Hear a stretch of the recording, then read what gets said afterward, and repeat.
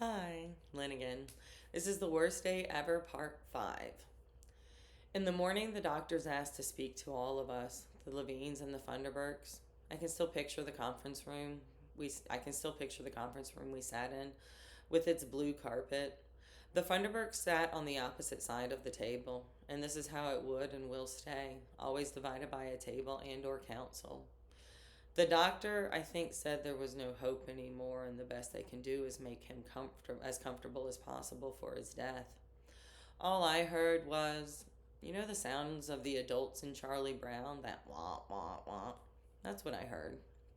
I knew what was going on, and I knew what was happening, but the absolute shock of it was still sinking in. I had to marinate on what was going on. I had to process it, to really process it. Drew will be dead. What in the actual fuck? We went back to the main waiting area and I sat down. I sat down on a bench and it finally hit me.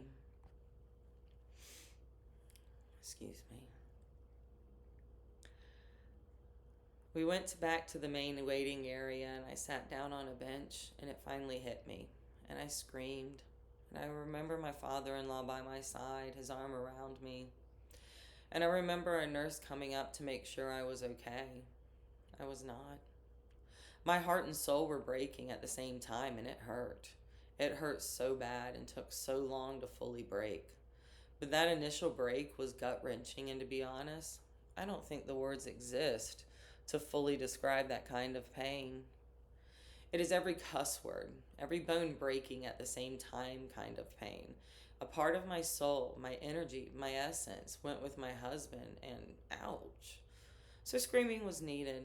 I remember my mother-in-law saying the sentence, "I'm sorry I didn't raise a better man," and that,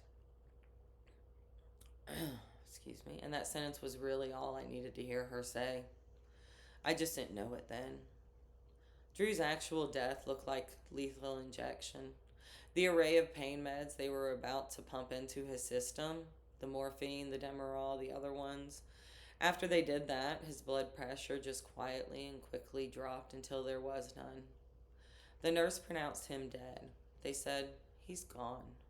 Just two words that are so horrible. I hate those words.